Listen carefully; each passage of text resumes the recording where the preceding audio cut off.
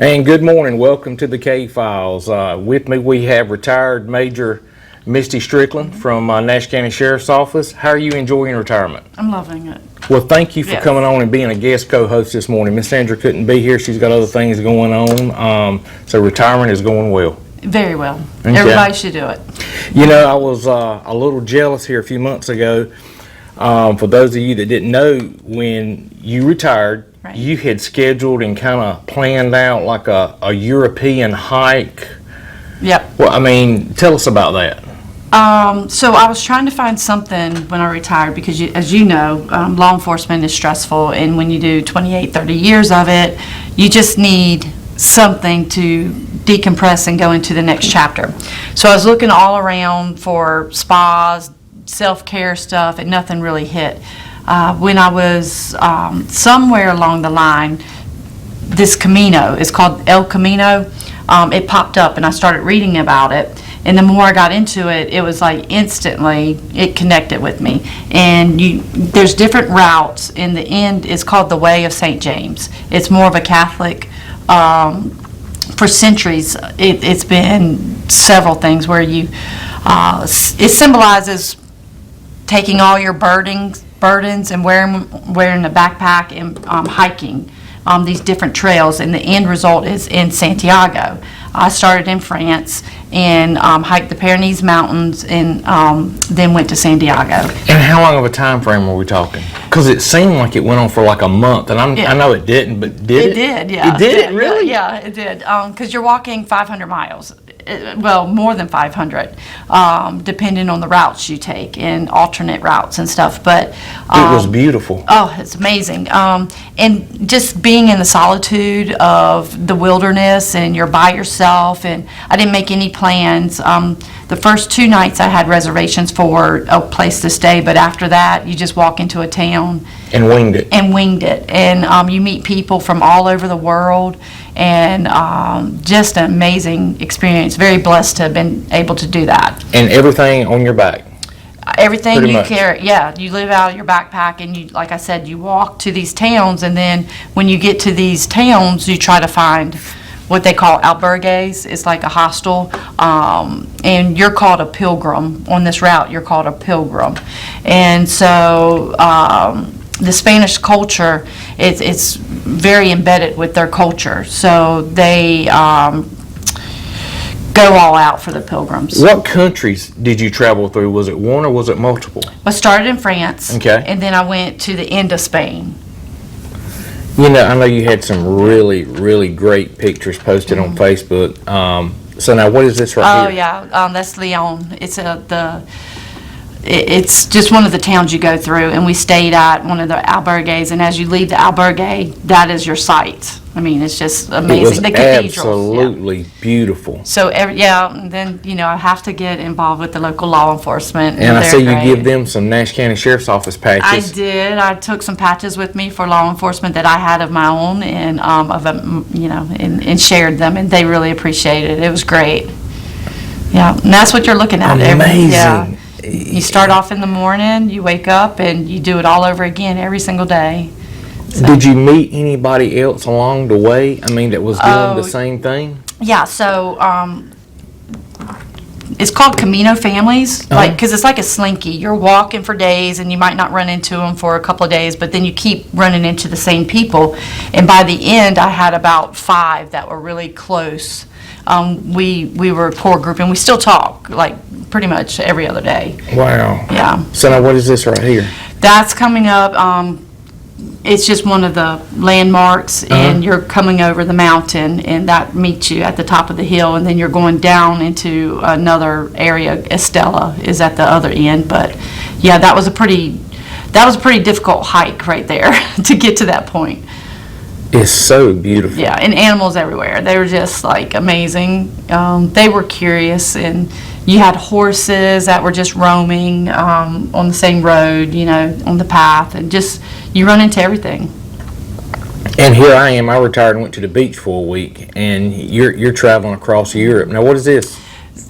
So food, like I love the food there, and it's just Now, fish. did you like camp, cook, or did you pretty much just kind of take it day to day to Yeah, just you can't eat camp here? there. Camping's illegal. Oh, okay. So you have to just, like I said, go into these towns and see what's available, and you stay in these albergues. Most of the pilgrims stay in there, and so then you have pilgrim dinners at night, and that's where you get to meet and get to know people from all across the world. Everyone's there for a different reason. I didn't know anything about the Camino when I signed up for it, or started. There's no sign up; you just do it. But then there a movie called The Way. I saw that. I didn't know anything about it, so I watched The Way. That's the name of it, and it explains it a little bit more. So if anybody wanted to find out more about the Camino, they could watch that movie, The Way. Did you run into any communication barriers? Some, but not to where you couldn't, because Google Translate and different things, and then, English most of the time is universal language.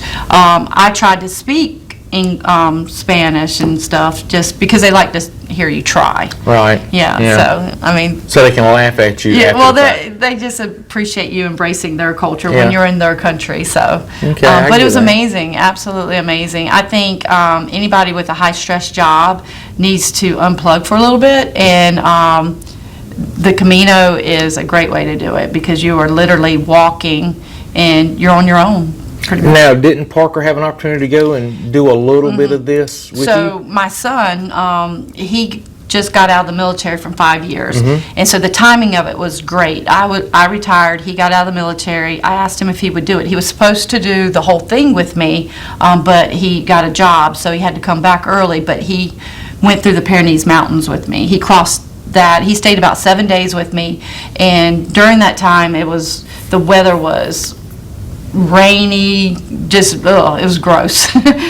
So having him with me made it a lot better, going over the mountains, and it was great bonding. And he'll time. remember, he will remember this the rest of I'll his life. remember Yeah, it. both of you, Yeah, because Yeah. it was just, we were out there just doing it together, just walking and hanging out, especially after him being gone 5 years. I got to get to know the man that he came home. Yeah. Instead of the little boy that left. Yeah. So now changing gears, Yep. for those that don't know, he is at BLET.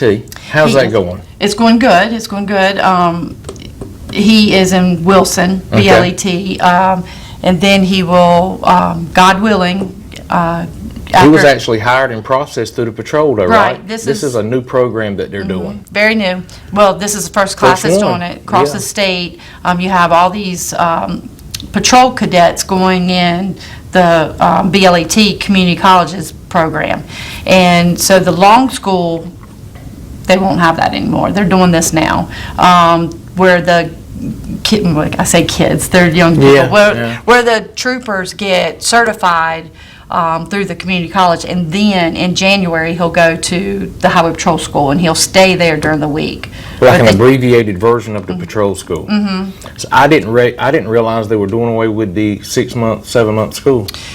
From my understanding, this is how they're going to start Oh, yeah. doing it now. Yep. I can see that. Yeah, so they'll send them to the community colleges across the state to get certified, law enforcement certification, and then they'll zone into the highway patrol part, and they'll stay there. That's good. That's good stuff. That's good stuff. I think it's a recruitment tool that they're using. Would you recommend this trip to other people? Absolutely. Would you do it again? Yes, I would absolutely do it again, but I would train for it. I didn't train for it. I didn't respect the terrain. It's very mountainous, very hilly. It's difficult.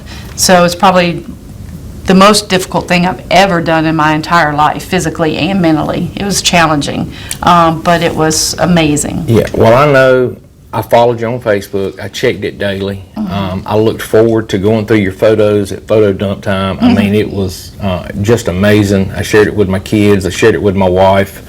It was, again, jokingly, I'm jealous because I wish I could do it. You can do it. I can't. I You can't. I can. So wish I could. there's different paths, so you don't have to do the whole thing. And that's what, there's so many different health issues, physical, 80-year-old people, 85-year-old people's out there doing it. Really? Absolutely. But they, in Europe, our elderly are a bit, I don't want to say They walk a lot over there. So Okay. I think in a overall group, they tend to be a lot healthier. Far more active. Far more active than we are. And just, the sugar intake over there, they don't have as much sugar in their products, and just different. The food is totally different over there. It's healthier, and but they're just more active. But there's different routes, and you can take from Sarria to Santiago, that's 10 days, or you can even go just even less than that. So there's several different routes, and you can just do anything that you choose. You couldn't talk Tim into doing this? Absolutely not. But I do have him walking right now. He's getting ready to go back. We went to where did we go? Land of Oz. Yeah, believe me, I looked. We walked up to the ski lift, and it was, a tight hill, and he was out of breath, and he got angry with himself. That's me. Yeah, he got angry. He was and he was huffing and puffing. So this week he has changed his eating habits, and he is walking with me at night. So he figured out the cardio it scared him. I think it scared him, actually, because you got to get out there and you've got to get active. Yeah. I don't care if you just start off stretching. You need to stretch every day. That's a big thing. Just stretch and loosen up everything, and every single day do that several times a day. I stretch several times a day. But just getting out there walking, start with that. Yeah. And then you can increase that, and you can start adding to that. Because he's older than me. I'm 50, so he's got to be, what, 55, 56? No, he's 10 years older than me. He's 65. Is he really? Yes, I did not realize that. And that's what he keeps reminding me. He's like, I'll get on him about something. He said, just remember, I'm 10 years older than you. And yeah, it sneaks up on you. But he doesn't have any health issues. Not that we're aware of. Okay, because like me, I've had 3 heart attacks, open heart surgery. I walk to the mailbox on Monday, I'm fine. Mm-hmm. It can be 100 degrees outside, walk to the mailbox on Tuesday, and I can't catch my breath. Yeah. So he paints, and for years he didn't wear respirator. Right, and so all that intake of all them fumes and everything gets him, and he cannot stand. Like, he paints all day long with all these chemicals, but if you bring out fingernail polish, it takes the breath out of him. Yeah. So different things like that. So. Well, I didn't know he. He's 65. I'm gonna give him heck next Friday when we all eat. We love getting those discounts. I'm like, take it. We're not ashamed. There's nothing wrong with that. No, There's nothing we're wrong not with ashamed that. at all. Well, look, we're going to take a real quick break. I see someone has showed up, and we're going to get them on the air and talk about some things coming up tonight, this weekend, and a lot's going on this weekend around the area. Busy weekend. But stay in tune. We're going to take a break, pay some bills. We'll be right back. And welcome back. This morning we've got Miste Strickland, and in the house with us now we've got Freddy Howell. Freddy Howell, he's a candidate for Nash County Commissioner District 3. He also owns and operates H.S. Howell Farms. Good morning, Freddy. Morning, sir. How are you? Good. Morning, Misty. Good morning, sir. Busy week, busy night, busy day, busy weekend. You got a busy Sunday. You got a lot of things going on. What have we got going on tonight with the meet and greet in Middlesex? It's a busy time of year. It is, man. The political season is up and running, so we have the meet and greet tonight, located there in Middlesex on the corner at Wiggs Family Restaurant. It starts at 6 o'clock. Be light refreshments provided. Anyone is welcome to attend. I think the address is 11429 East Finch Street, or Avenue there, right there. It's on the corner. But come on by and see Alan and myself, and ask questions, get to know us. We'll be glad to discuss our platform with you, what we're running for, and hope to represent you well here as we get opportunity to serve in office. Yeah, I see that Alan's going to be there tonight. You as well, your family. Are you still getting a lot of feedback, a lot of questions about where EMS stands currently? That's what I'm asked about most of the time. We are. They want to know what's going on, and we've made progress, I think, with the efforts, and it's been a team effort. This isn't one thing that can be done by one person, but with a team effort of the people in Southern Nash County and the support, we've put enough attention toward it to where the commissioners have changed in the pay structure, and we've increased the starting pay for our EMS and our sheriff's department. Yep. There's still a little bit of salary compression within some of the upper management positions in the sheriff's office and with the EMS, but I think that's being looked at as well. So we got the pay starting out to where we're more competitive now. We've just got to work on other things in building the morale back. The ones that stayed with us through this whole process, they're heroes. They've worked hard. They've endured a lot of overtime and working extra hours to be able to keep our EMS going. So we need to take some pressure off of them and get these new ones trained and get it back fully staffed. We're still not, even though they've hired some positions, there's a lot of training going on, and there's still shortages. Mount Pleasant's still being shut down, and so is Westmount. Hopefully that will be resolved here shortly, and then we can look at going in and doing some more adjustments on the salaries on some of the upper positions to make it more competitive so we can keep the experience. We don't need to lose any more of our tenured veterans. And you know, that's one of the things, you take a well-rounded, experienced person with EMS who's got 6, 8, 10 years, and they feel like they're not being fairly compensated, and I get it, and they walk off the job and they're like, no big deal, well, we just made a new hire. That's not a good thing. I mean, I'm thankful that person applied. I'm thankful that the new person got a job. That's a lot of experience that has walked out the door, and rightfully so. I get it. So that's why I'm glad that you decided to run for commissioner. You brought a lot of things to the forefront that I didn't even know was going on with EMS or public safety funding across the county. So the way I look at it and the way I tell people, I mean, God, you're not even in office yet, and I look at the change that you've affected over the past year, and I look forward to you getting in office, and hopefully you can get folks to work with you. Hope so. We're building a team in the southern part of the county, and hopefully we can take that on to the rest of the commissioners, and hopefully they'll be willing to work with us on this and move the county forward. That's what it's about. It's about the people. It is. It's not about the political position or the holding the office. I don't care anything about that. I just want to see the county better off. Yeah. I want to go into the office. I want to represent the people of Southern Nash County, and I want to leave the office better than I found it. Yeah, and there you go. And you've already done that. Yes. Like, you have already done that. You got a lot going on at the farm too. What do you have going on at the farm? I believe you've got something. Well, we got Saturday night. We have the Middlesex night out. Okay, that's That's what I Got was this forgetting. Saturday night, and the weather's looking better. So it looks Is that going to be at the fire department? It's going to be, well, actually, it's across the street from Wiggs Restaurant. They're Gotcha. shutting down Okay. they're in the bank parking lot, and the street behind the bank there will be shut down, and they'll have a band. I think Ginger Thompson, Okay. her band to be there playing. There's going to be several vendors. I think we're going to have a booth there. The farm will, and so will the campaign. I think Alan Chestner's going to be there. There'll be some other vendors out there. I think Backdraft Barbecue is going to be out there as a food There's truck usually as a well. lot of food trucks, So- fair food, carnival And it's on a food, Saturday whatever, this yeah. time. They've got such a good turnout, and one of the things that kept coming up was, having it on the weeknight. A lot of people couldn't attend. So by having it on a Saturday now, hopefully more people can come out and support their local law enforcement. So Also the heat. yeah, You a know, lot by cooler. having it in August, man, it was It was- Yeah, it was hot. flaming. It was brutal. So but that's Saturday. You got that Saturday. I think that's 4 to 8 Okay. up there, and then of course Sunday at the farm we're doing the open house for our farm. So we'll have that Sunday afternoon. So after church, you want to come by and get some ice cream, meet some of our fall partners that work with us. We've got other farms and vendors in the area locally that support us and work with us, and we'll have some of them there doing samples and some of their displays. So Well, folks, anybody who hadn't been to H.S. Howell Farms, I think I went 3 times yesterday. I went one time for pasta salad and ham biscuits, and then I went back for fudge, and then I went back for cheesecake. So if you have not been to H.S. Howell Farms and looked at the wide variety of food options, prepared food options, that is really impressive.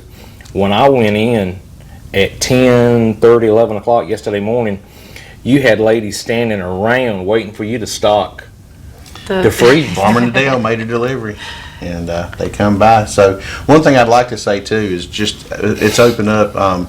any first responder or law enforcement officer that's on duty that comes by the farm, we give them a free ice cream or slushie if they want one. So this, if they're in the area, have them come by. You're welcome to get that, just as a tribute back to them for what they do to serve our community. Well, good.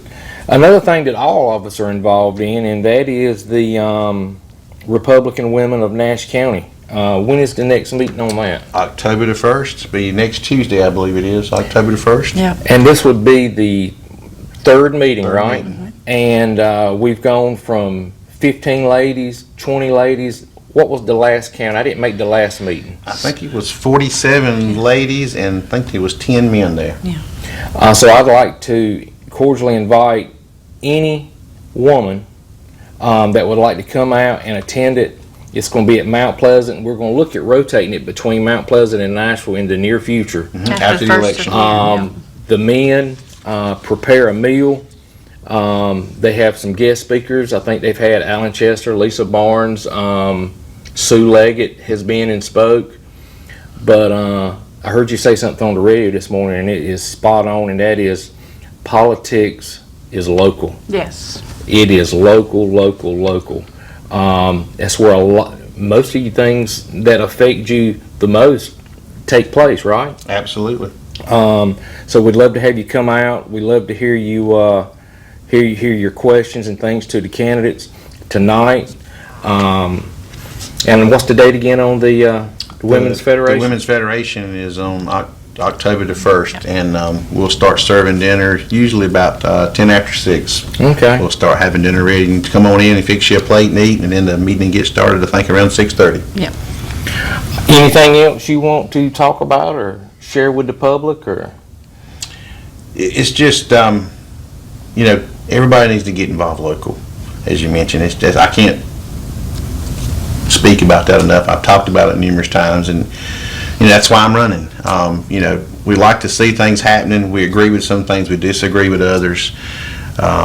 It's fine to have that. We can all agree to disagree, but we still got to move and row the boat the same direction. So how we do that is to get involved locally and work together and compromise. You work things out, and you better the community, you better the cities, you better the towns, you better the counties, and of course you better the state by doing that, and the nation instead of divided. We need to work together to accomplish things to help the people out. With the inflation that's going on throughout the country and the other stuff, we need to pull together instead of being pulled apart. yeah, that's good advice. I like that. Anything you want to say before we take another break?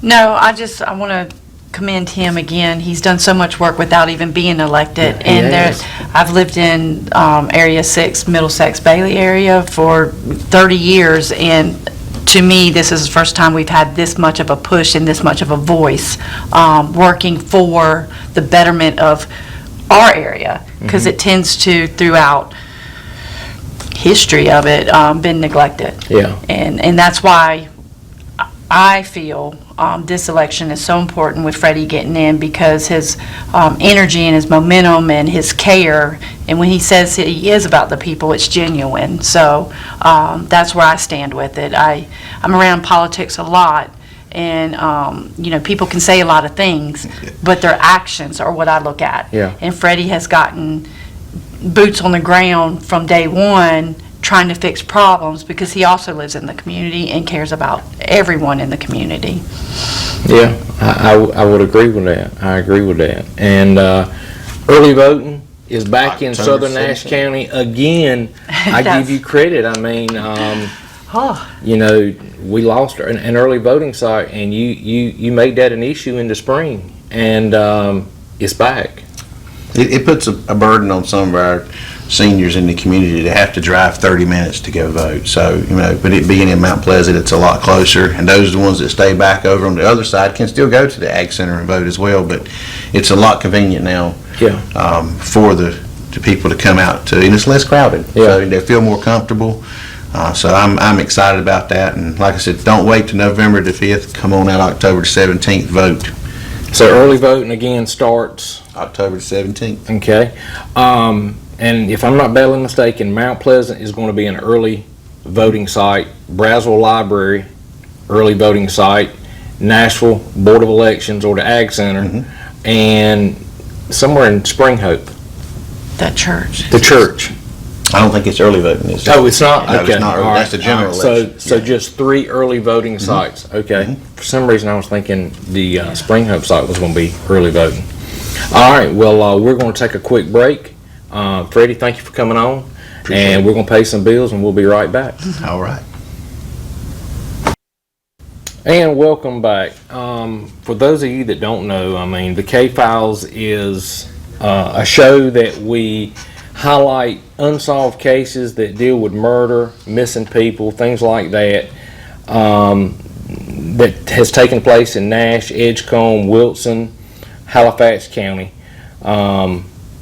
We pay cash. We pay cash up to $15,000 for tips.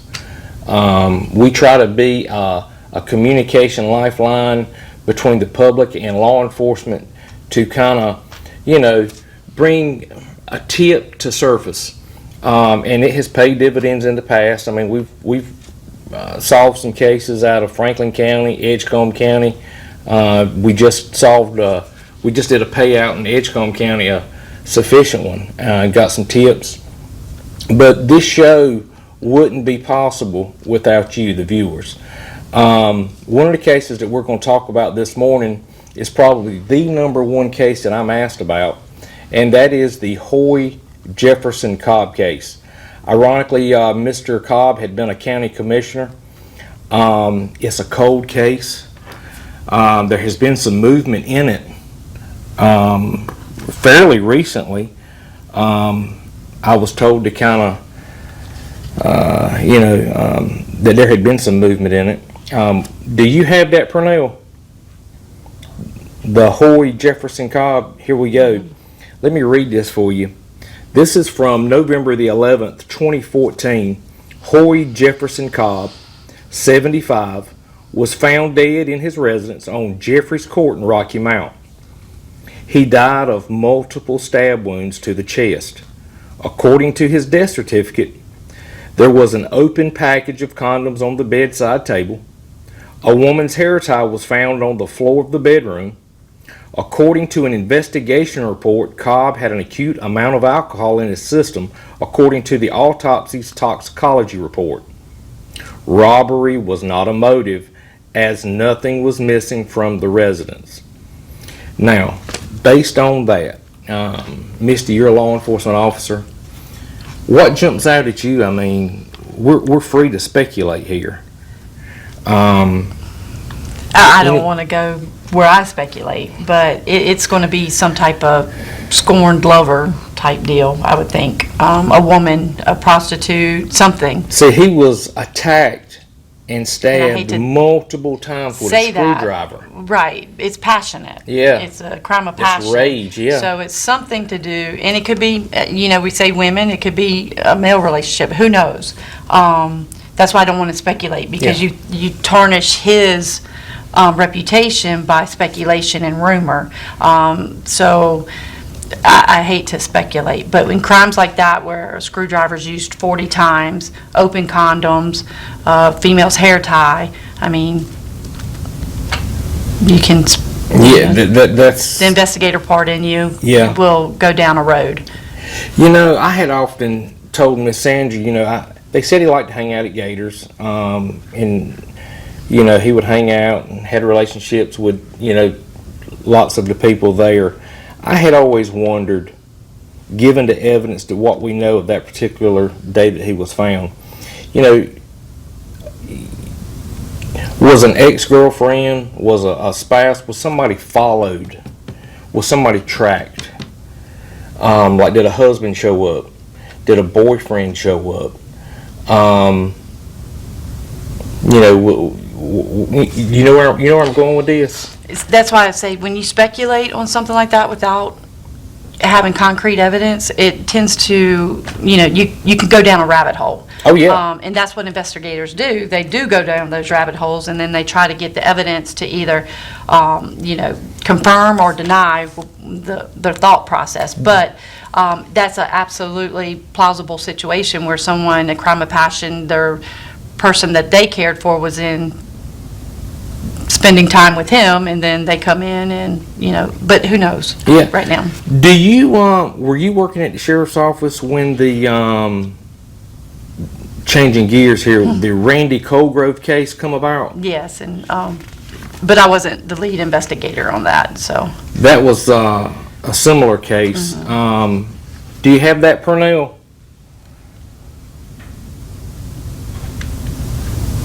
Yeah, this was another unsolved homicide. Not that y'all have many. You have, to my knowledge, this is really about the only one, and I can't really see the details there. But this happened over near Sandy Cross, right? Right. So, we've worked a lot of man hours on this case, and we know a lot about it. It's just putting it together to take it to court. Yeah. When Skeet was here the last time, he was saying, you know, they were this close, and it just needed a little more information. I'd love to see this case solved. Folks, if you're watching and you know anything about this case, you can get paid up to $15,000 cash. You might have the tip that would lead to an arrest in this case.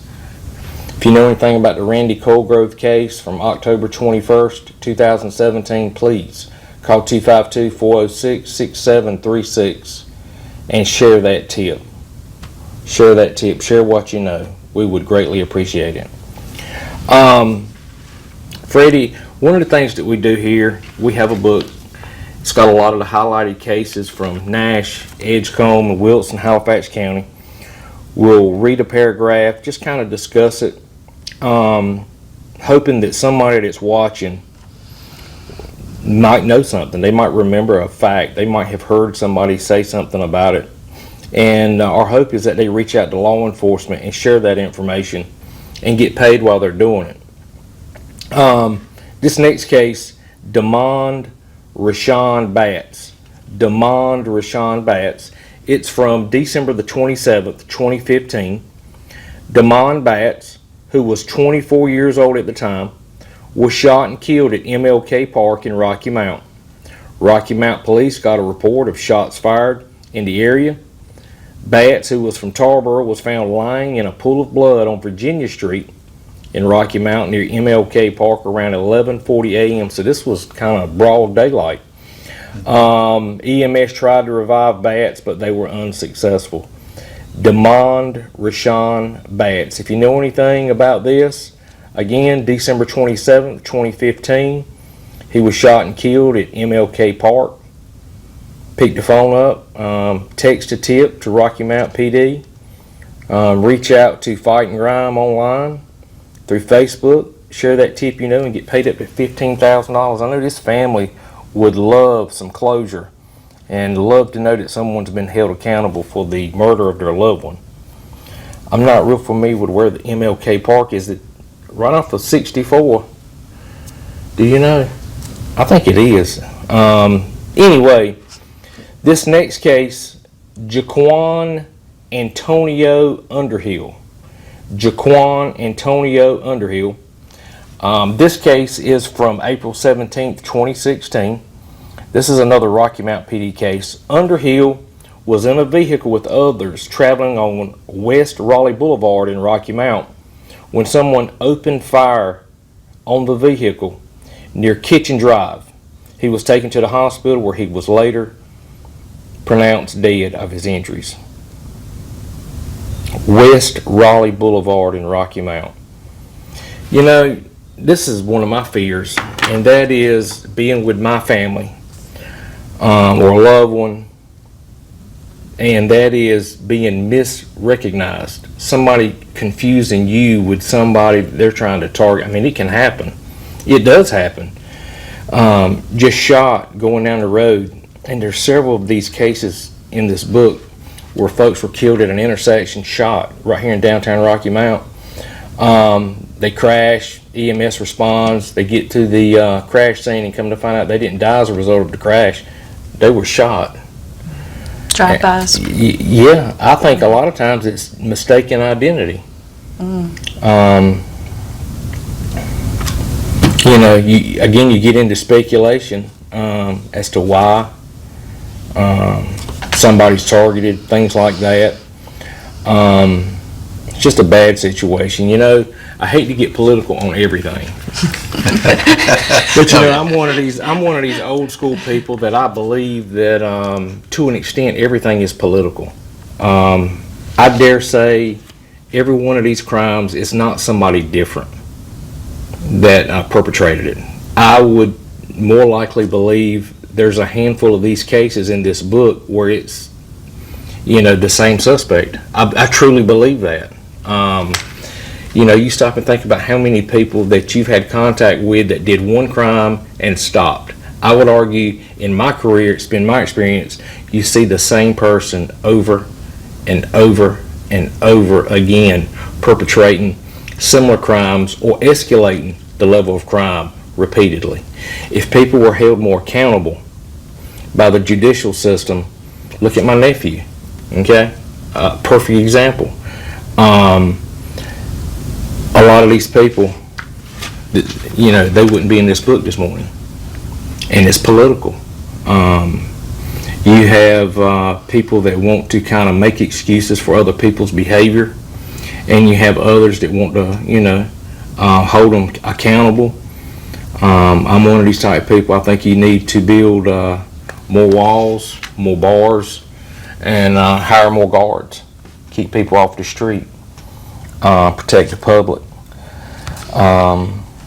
You know, in a fantasy world, you'd like to think that, you know, you make an arrest, you talk to this suspect, and you'll never hear from him again. But that's not reality.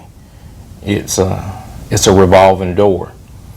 And again, that's been my experience. When I was at the sheriff's office, it was like, okay, here we go. Same call, different weekend, same suspect, same guy, putting handcuffs on, taking him to Nashville, and he beats me back to southern Nash County. And what's the answer? You know what I mean? You know, what's the answer? I think we have a huge breakdown in family dynamics. I agree with that. I think it starts in the home, and until we get that fixed, and I'm a religious person, I love my Lord. I think, you know, families praying together, being involved, quality time with each other, and take away the cell phones and the electronics, and be present in the moment with your loved ones that you are responsible for. And there was a rule at my house: at dinner time, there's no TV, no distraction. That's throughout when the kids were growing up, and even now, Sunday lunch, we don't have the TV on. The kids never had a TV in their bedroom. I just think you're bringing in so much noise, and that needs to be, people are so wound 24 hours a day, the stress level, our brains are not, it's too complex. We're not, it's not supposed to be that way. I agree with you. I'm 50 when times years old. were simpler, and people were involved, you didn't have all this. Yeah. So there's no accountability.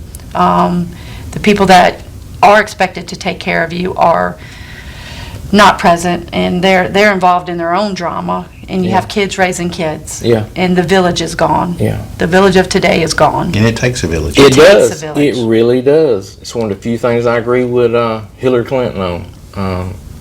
I'm 50 years old. I've never had a TV in my bedroom. I remember when my kids were teeny tiny, something we started many years ago when they were just old enough to walk.